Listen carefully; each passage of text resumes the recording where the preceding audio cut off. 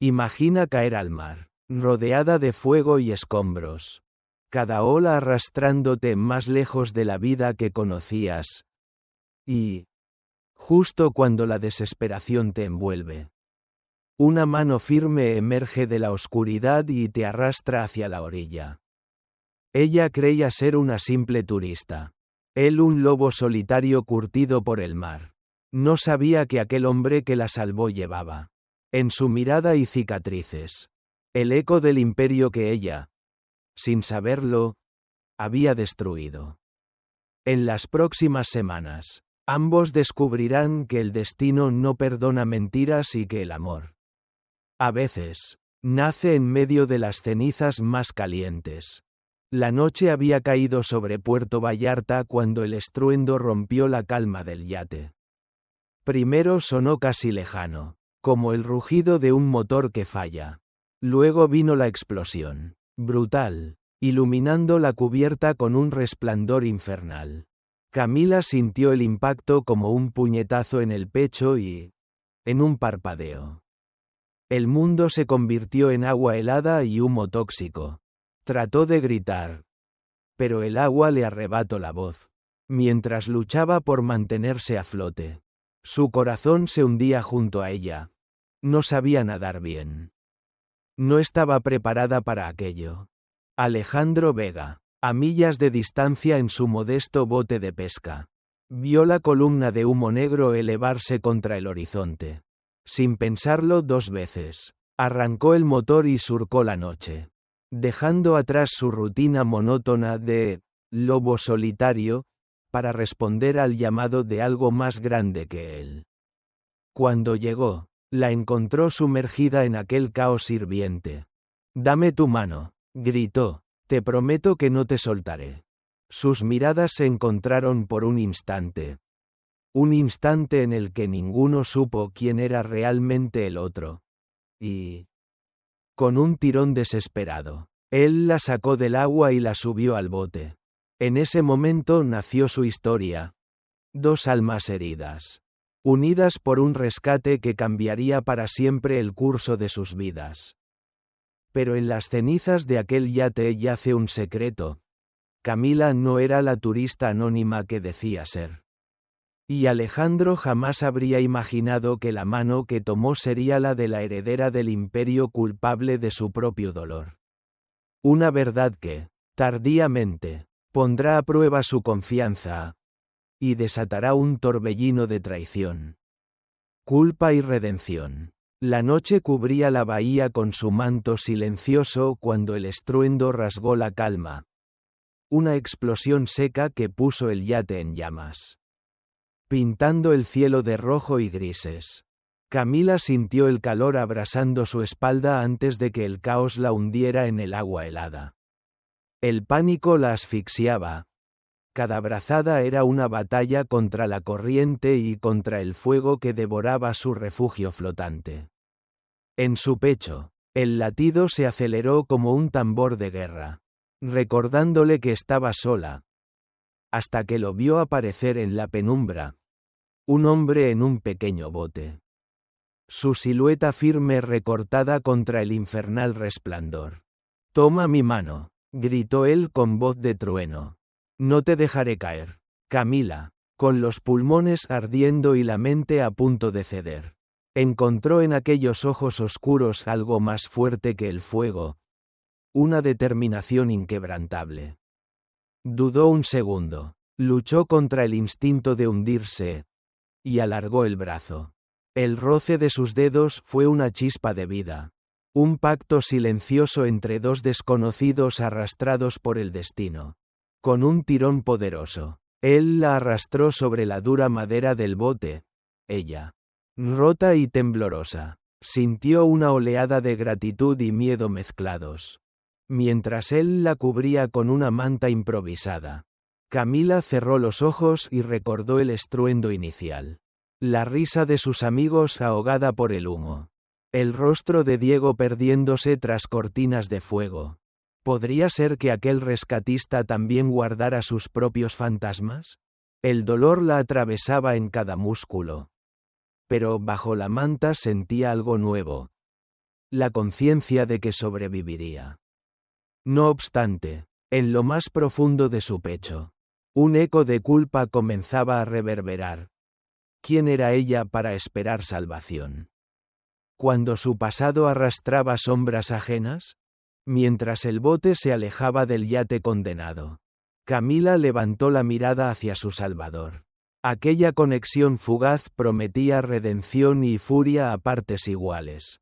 Porque en ese gesto de socorro aprendió que la vida puede conceder una segunda oportunidad, y que, a veces, el verdadero rescate empieza cuando descubres que llevas contigo secretos capaces de incendiarlo todo.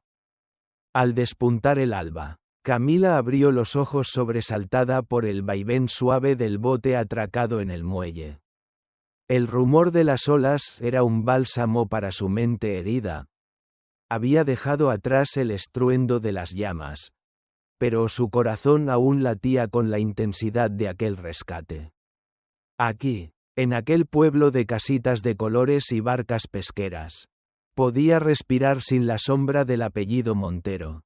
Nadie la conocía, nadie la reconocería. Vestida con ropa sencilla prestada por su Salvador, una blusa de lino y pantalones gastados, Camila caminó junto al embarcadero. Cada paso era una pequeña victoria. No tenía que saludar poses ni disimular su dolor. Solo caminar bajo el sol que salía en hileras de oro sobre el Pacífico. Observó a los pescadores faenar con manos curtidas y rostros serenos, ellos, tan distintos a los magnates que habitaban su antigua vida. Le enseñaban sin proponérselo el valor de la rutina, de la lucha honesta por el pan de cada día. Pero el refugio tenía un precio, la culpa. Al aceptar el anonimato, renunciaba también a su identidad, a su familia. ¿Qué traición era mayor? ¿Engañar a quienes la habían salvado o huir de aquellos que la amaban? En el silencio de su humilde cuarto frente al mar, las sombras de la traición danzaban en las paredes. La promesa a su hermana Elena. El miedo a enfrentar a su padre. Y el recuerdo de Diego, cuyo nombre todavía ardía en su boca como un reproche. Cada madrugada se preguntaba si aquel retiro anónimo le daría fuerza para reconstruirse, o si en ese olvido hallaría la muerte de sus propias esperanzas. Cuando el sol alcanzaba su cenit, se unía a las tareas cotidianas: ordenar las redes, preparar el bote para los turistas, aprender de la vida sencilla que corría en el pueblo. Allí existía una forma de curación práctica, tangible. Cada gesto servía para borrar un poco del caos vivido.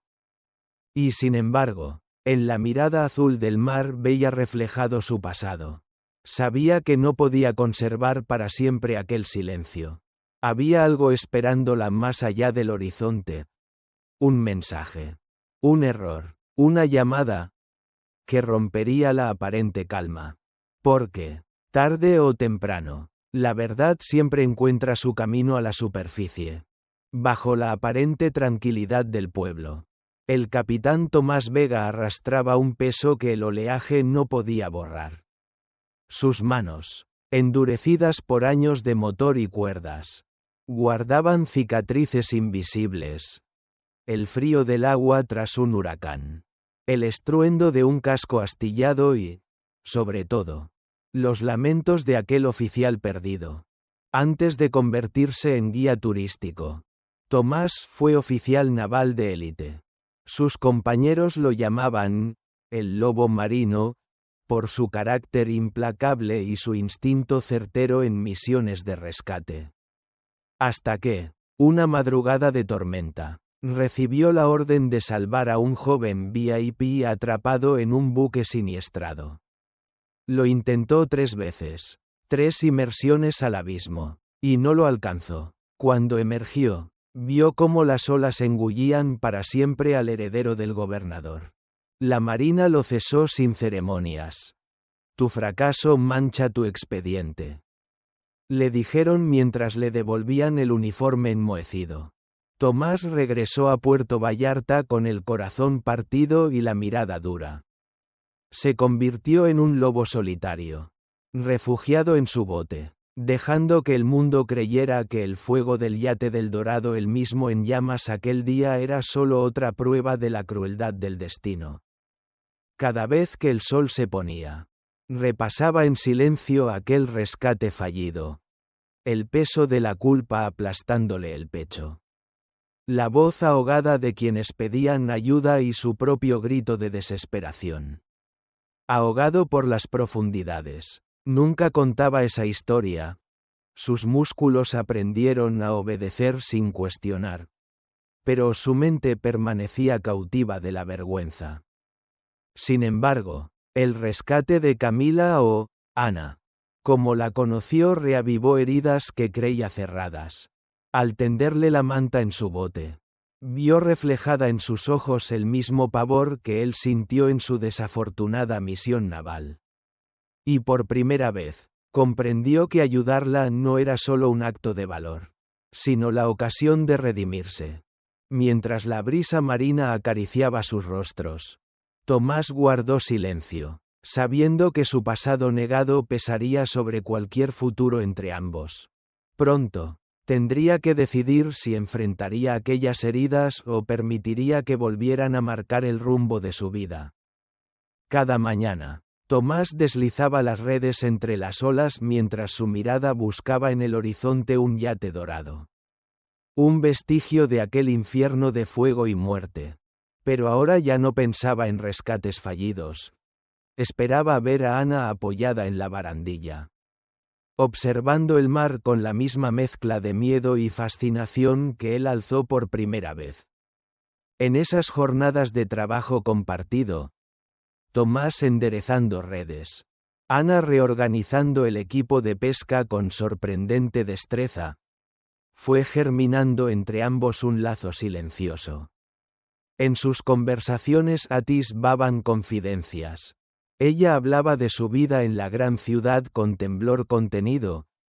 Él soltaba frases recortadas de su pasado naval, dejándolas siempre inacabadas. Cada gesto, cada rescate de una red enredada, se convertía en un acto de intimidad no dicho, como si cada hebra de fibra fuera un hilo que los unía más allá de su origen.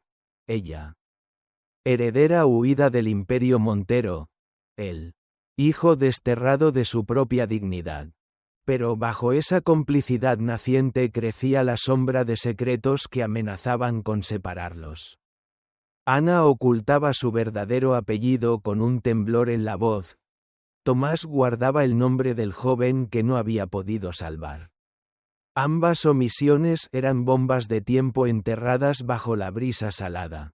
Mientras reparaban el casco al caer la tarde, sus manos se rozaron y cada uno sintió, por primera vez, el peso asfixiante de la verdad por revelar. Y así, mientras la luna asomaba tras las colinas, supieron que su vínculo sería puesto a prueba. En breve, tendrían que decidir si confiaban el uno en el otro lo suficiente como para tender un puente sobre aquel abismo de silencios. En la penumbra de su pequeña habitación junto al mar, Ana hojeaba en silencio la invitación lacrada que había llegado esa mañana. Un sello dorado con el escudo de los Montero.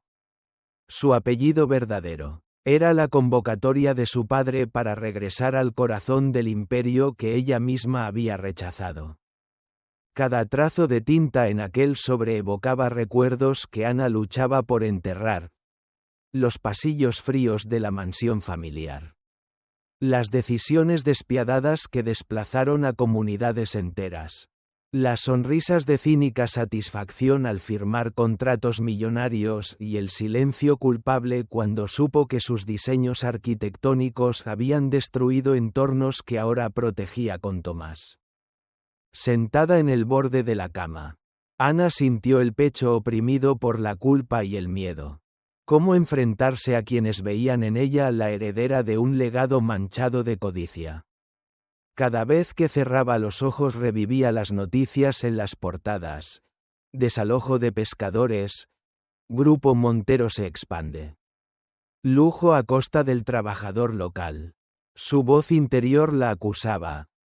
Tú fuiste parte de ello.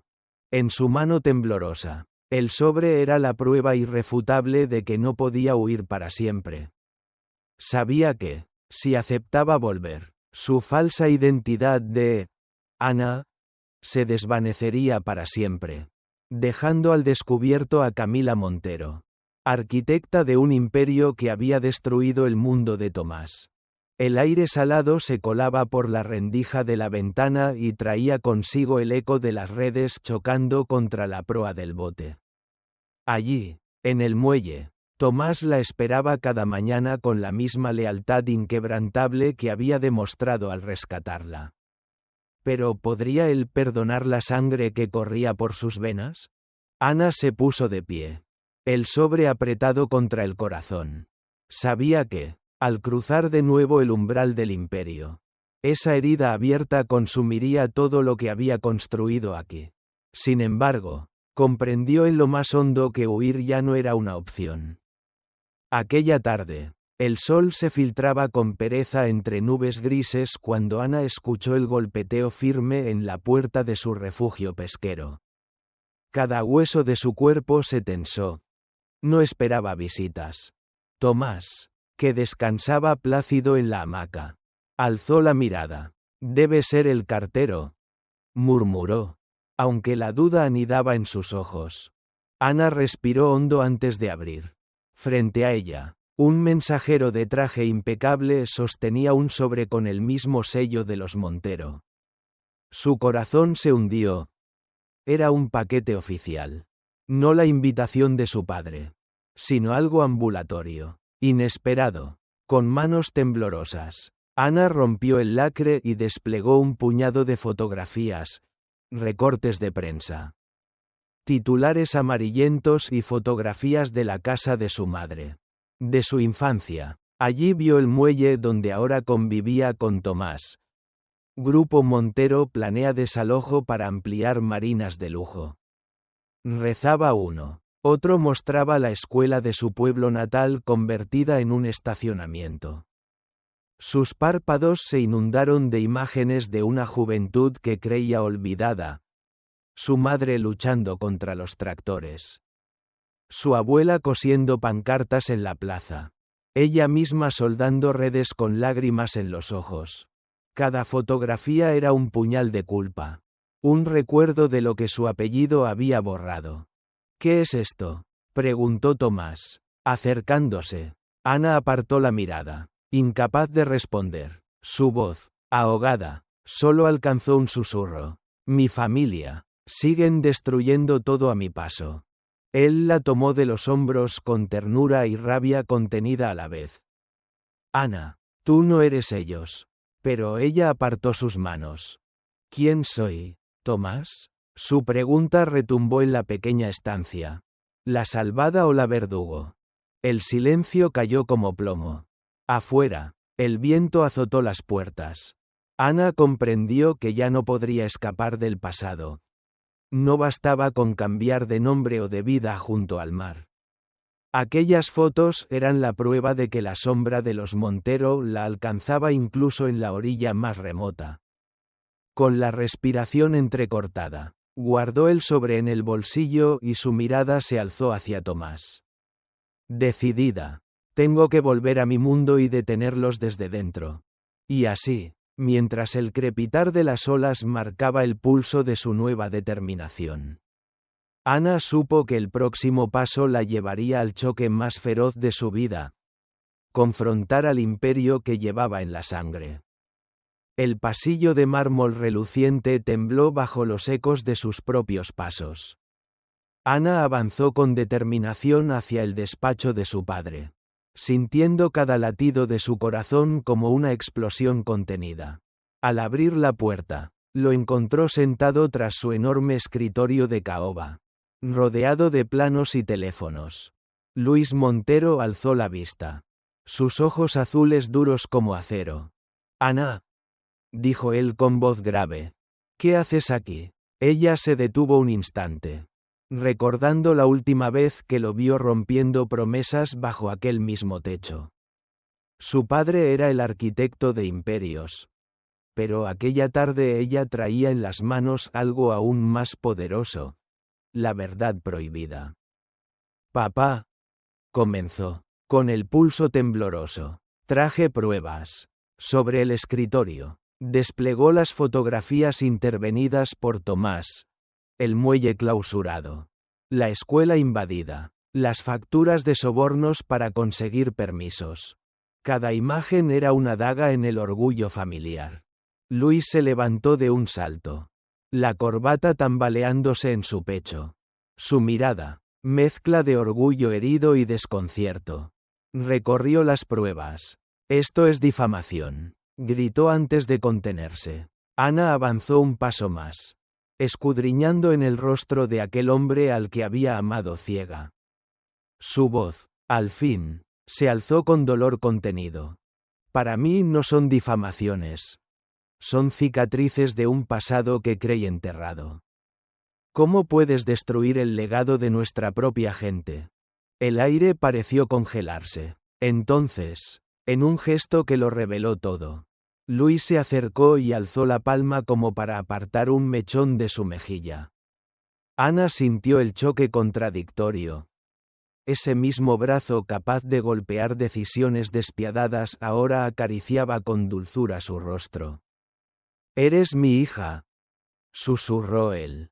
«Nunca dejaré de amarte». Aquellas palabras, pronunciadas en mitad de la tormenta, hirieron a Ana con su intensidad. Amor y odio se fundieron en un solo instante. Y ella retrocedió, con el corazón desgarrado. «Si de verdad me amas». Su voz se quebró. «Detén esto. Detén a Fuentes. Detén el desalojo. Detén tu propio orgullo». Luis bajó las manos. La corbata inclinada. El traje arrugado por la lucha interna. Por un segundo, sus ojos vacilaron. En ellos, Ana pudo ver al hombre que amó, protector y vulnerableso. Y al padre que le falló, implacable y ausente. «Lo haré», murmuró finalmente. «Pero a mi manera». Aquella promesa llegó envuelta de incertidumbre. ¿Sería suficiente para reparar el daño? Ana asintió en silencio, sin bajar la guardia. El choque de sus voluntades había abierto una grieta que ninguno de los dos sabía aún si podría sellar. El amanecer trajo consigo un silencio inusual en los pasillos de la Corporativo Montero. Las oficinas, antaño bulliciosas con órdenes y llamadas, ahora yacían desiertas, como si el mismo edificio contuviera el aliento. Ana observó el desplome de aquel imperio al que había pertenecido por sangre. Las licitaciones congeladas. Los inversores huyendo. Los expedientes que llovían sobre la mesa de Luis con la fuerza de una avalancha. Cada hoja sellada con la firma del juez era un golpe implacable a las viejas certezas. Mientras los cargos de corrupción y cohecho se traducían en órdenes de arresto y embargos. Ana comprendió que la redención no nacía solo de la absolución de culpas, sino de la voluntad de reparar el daño. A su lado, Tomás entregó el último documento, un convenio de compensación para los pescadores. Habitantes y comerciantes que habían visto sus vidas amenazadas por el proyecto vacacional. Ana sintió cómo, al firmar, liberaba no solo a la comunidad sino también a su propia conciencia. Grabada por años de obediencia ciega. Luis, reducido de magnate a acusado, buscó a Ana en el despacho central. Sus pasos vacilantes dibujando arrepentimiento. Sus manos, antes atadas al poder, se alzaron implorantes. «Hija, me equivoqué», musitó. «He perdido todo. Pero si aún tengo algo es tu perdón». Ana lo miró a los ojos, recorriendo en su mirada las cicatrices de un hombre que aprendía demasiado tarde. El silencio se convirtió en respuesta. Un abrazo que, aunque tenso, selló la posibilidad de un nuevo comienzo. La caída del imperio no fue solo la derrota de un patriarca, sino la liberación de una familia entera para reconstruirla sobre los cimientos de la justicia y la humildad. El sol caía tras el horizonte cuando Ana puso pie en la vieja embarcación que le devolvía al pueblo pesquero. Cada ola que lamía el casco parecía susurrarle que nada sería igual. O abrazaría el perdón que había forjado con su padre y con Tomás. O se perdería para siempre en el abismo de la venganza. Al pisar el muelle, vio a la comunidad reunida en silencio. Rostros curtidos por el salitre. Miradas cargadas de gratitud. Pero también de expectativa. ¿Podría regresar siendo la misma mujer que un día huyó bajo el fuego? El nudo en su garganta creció al divisar a Luis Montero aguardando en la fachada de madera gastada. Sus pasos vacilantes traicionaban su orgullo. Un padre dispuesto a humillarse para recuperar la confianza de quien más amaba. Ana vaciló. Durante meses había soñado con este reencuentro, reescribiendo en su mente la escena perfecta de reconciliación. Pero la realidad era más cruda. Entre ellos yacía el abismo de decisiones pasadas. El dolor no cicatrizado de promesas rotas y el eco de aquellos que murieron cuando el yate ardía.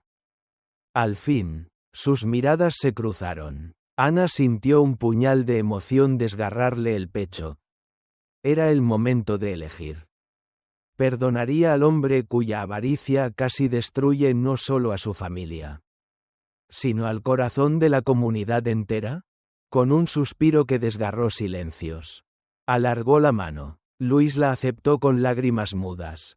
Y en ese gesto nació la esperanza de un mañana compartido.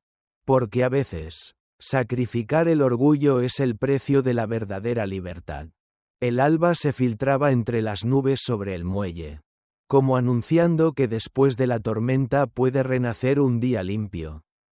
Ana y Tomás se encontraban frente al mar, hombro con hombro, contemplando el horizonte donde el sol y el agua fundían sus límites. Habían compartido confesiones imposibles, culpas que pesaban como anclas y promesas dolorosas.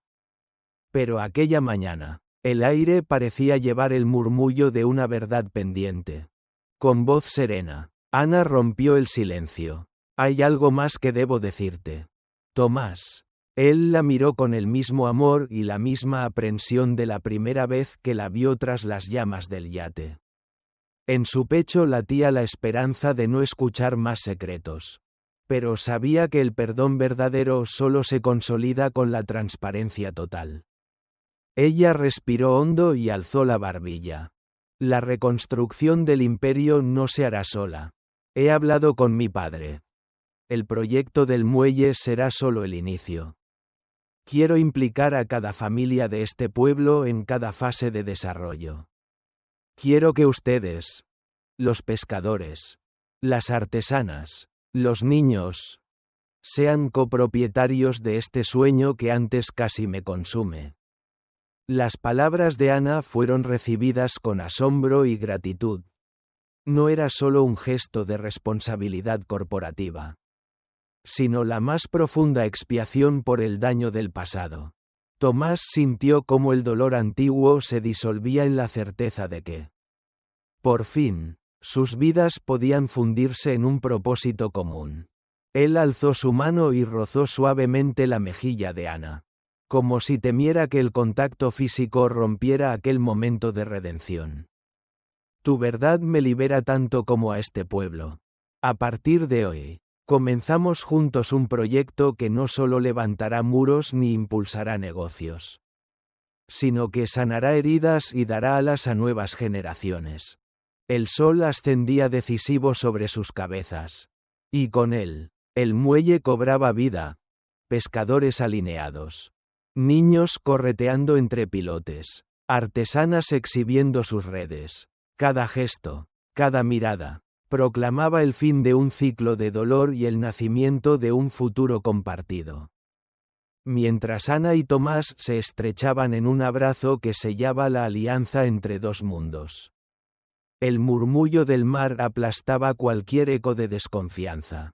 Habían descubierto que la verdad, por más dolorosa que sea, es el cimiento de toda reconstrucción.